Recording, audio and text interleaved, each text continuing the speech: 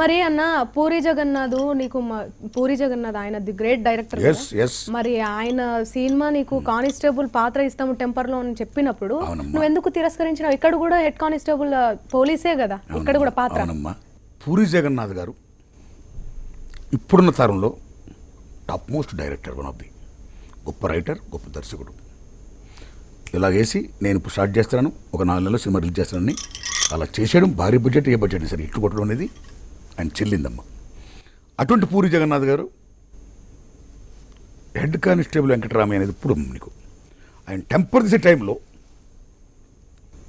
నాకు గొప్ప కానిస్టేబుల్ వేషం ఆఫర్ చేశాడు ఆయన.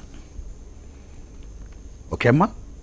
అలాగే బండ్ల గణేష్ గారు, నిర్మాత గారు, జూనియర్ ఎన్టీఆర్ గారు, రైటర్ ఒక్కంత తులసి గారు కూడా అభిమానంగా అడిగారమ్మ. వారు నేను చెప్పా, పూరి జగన్నాథ్ గారు నాకు ఇలాగ ఆఫర్ చేశారండి, ఆయన సమక్షంలో చెప్పానమ్మా, నేను వారి దండం పెట్టాను మన్నించడని అని చెప్పానమ్మా. ఇక్కడ మీరు తెలుసుకోవాల్సింది ఏంటంటే పూరి జగన్నాథ్ గారు నాకు ఆ వేషం ఆఫర్ చేసింది కేవలం నా మీద ఉన్న అభిమానంతో.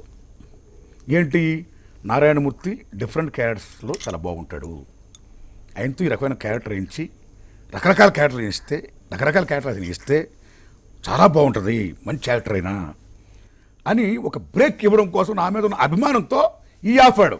ఈ కచ్చం పాయింట్. సో ఆ వేషం నేను వేసినా వెయ్యకపోయినా అది బ్రహ్మాండంగా ఆడద్ది.